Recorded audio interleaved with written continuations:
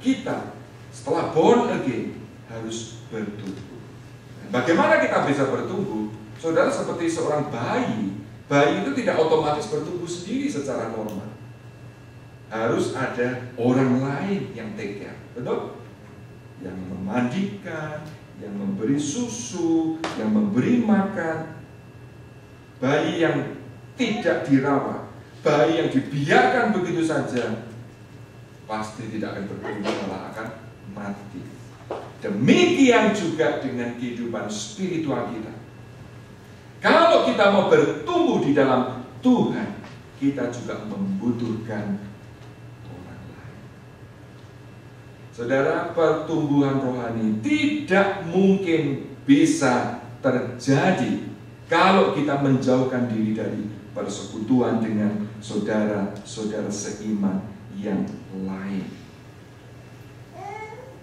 Terus sekali lagi ulangi kalimat ini. Pertumbuhan rohani tidak mungkin bisa terjadi kalau kita menjauhkan diri dari persekutuan dengan saudara-saudara seiman yang lain. Nah, dalam konteks persekutuan itulah kita mengalami pertumbuhan rohani. Saudara, ada sebuah buku yang bagus, ya. Saya sudah selesai membacanya. Kalau sudah nanti mau pinjam, silakan saya bawa. Ya. Judul buku itu It Takes a Church to Raise a Christian. Menarik ya. Butuh satu gereja, saudara, untuk membuat seorang Kristen itu bertumbuh. Di dalam buku itu, saudara, dijelaskan bagaimana rencana Tuhan dari semula bagi setiap kita untuk bertumbuh. Dan pertumbuhan itu tidak datang atau terjadi begitu saja, tetapi membutuhkan komunitas orang-orang percaya untuk membantu pertumbuhan itu.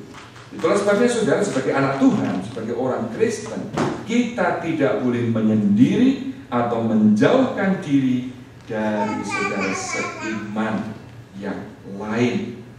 Memang, saudara, kita bisa membaca Alkitab dan berdoa sendiri di rumah, betul? Kita juga bisa mendengar khotbah dari TV. Tapi saudara, kalau saudara tidak ke gereja, saudara tidak memiliki persekutuan dengan saudara-saudara seiman yang lain. Nah, itu harus kita ingat, saudara. Kita bisa memang dengar khotbah lewat radio, ya, atau TV, tapi we miss something, persekutuan. Kita sendirian. Ya. Nah, saudara-saudara, dasar dari konsep pentingnya persekutuan orang-orang beriman ini adalah diri Allah sendiri, saudara. Saudara, Allah kita ada berapa? Berapa? 1 atau 3? Satu, ya, jangan ragu-ragu. Allah kita satu, saudara, esa, ya. Tapi Allah yang esa ini memiliki 3 pribadi, ya. Bisa tolong ditunjukkan slide yang kedua.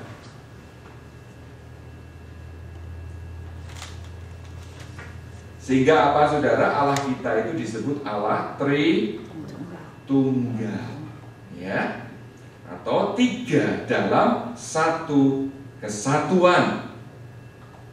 Saudara, Allah Tritunggal, Bapa, Putra, dan Roh Kudus, ya, ini masing-masing punya pribadi, masing-masing punya kehendak dan karya.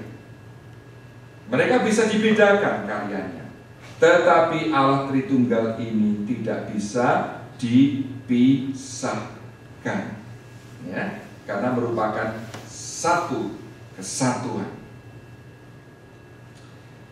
Saudara-saudara, kita melihat bagaimana Allah Bapa, Putra, dan Roh Kudus saling mengasihi, saling menghormati, dan bekerja sama di dalam karya-karya mereka.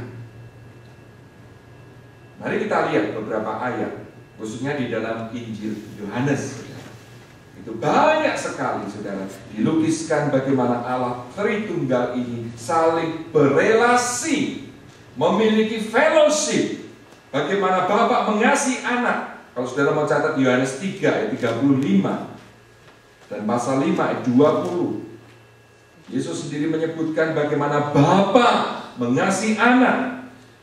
Ya, karena waktu kita tidak bisa melihat satu persatu, saya hanya sebutkan aja ya. Yohanes 5 ayat 37, pasal 12 ayat 49 disebutkan Bapa yang mengutus aku, dialah yang bersaksi. Yohanes 10 ayat 15, Bapa mengenal aku dan aku mengenal Bapa.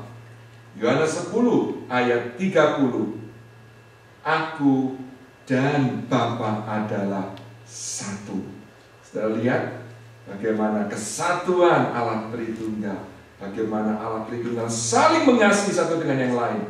Juga ditegaskan lagi Yohanes 14 ayat 10, aku di dalam Bapa dan Bapa di dalam aku. Saudara-saudara, ayat-ayat ini, masih banyak ayat yang lain, saudara, sekali lagi menunjukkan bahwa Allah kita, Allah Tritunggal, adalah Allah yang berelasi satu dengan yang lain, berfellowship, saling mengasihi, saling bekerja sama di dalam karya-karyanya. Contoh karyanya, saudara, di dalam karya penciptaan misalnya. Siapa yang menciptakan alam semesta ini? Nah, banyak orang Kristen yang berpikir Allah Bapa yang menciptakan. Kalau kita teliti lagi, saudara, siapa yang menciptakan alam semesta? Allah Tritunggal. Semua terlibat. Coba kita buka Kejadian 1. Kejadian 1 ayat 1 dan 2.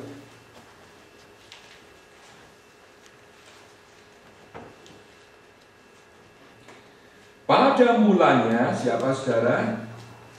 Allah menciptakan langit dan bumi. Oke. Kedua, bumi belum berbentuk dan kosong, gelap gulita menutupi samudra raya, dan siapa, saudara? Roh Allah melayang-layang di atas permukaan air. Di sini kita lihat ayat pertama, ya, Allah, ya, memang seringkali ini dipahami Allah Bapa. Sebetulnya ini Allah Tritunggal, saudara, pernyataan Allah. Tapi yang kedua di sini Roh Allah menunjuk siapa? Roh Kudus. Nah, di mana Yesus? Mari kita lihat Yohanes pasal 1. Yohanes pasal 1. Kita baca mulai ayat 1. Pada mulanya adalah firman. Firman itu bersama-sama dengan Allah, dan firman itu adalah Allah. Ini berbicara tentang siapa? Yesus dan Allah Bapa. Ia pada mulanya bersama-sama dengan Allah. Segala sesuatu dijadikan oleh Dia, Sang Firman. Siapa ini? Tuhan Yesus. Dan tanpa Dia tidak ada sesuatu pun yang telah jadi dari segala yang telah dijadikan. Jadi siapa yang menciptakan alam semesta? Allah Tritunggal, Allah Bapa, Putra, dan Roh Kudus. Siapa yang menciptakan manusia? Kita kembali ke Kejadian 1. Kejadian 1 ayat 26-27. Ini tempoh hari sudah kita singgung, tapi kita lihat lagi ini. Kejadian 1 ayat 26-27.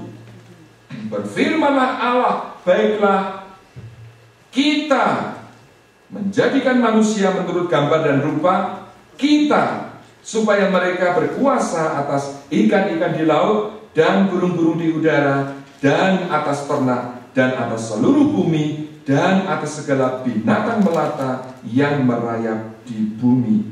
Saudara, kita itu menunjuk tunggal atau jamak? Jamak. Kalau gitu Allah sedang berbicara dengan siapa? Ada 3 kemungkinan. Yang pertama, Allah berbicara dengan malaikat, ngajak malaikat menciptakan manusia. Yang kedua, Allah berbicara kepada iblis. Yang ketiga, Allah berbicara kepada dirinya sendiri. Kemungkinan yang mana? Yang ketiga. Kenapa? Ayat 27 clear sekali. maka Allah menciptakan manusia itu. Tidak disebutkan maka Allah dan malaikat, apalagi maka Allah dan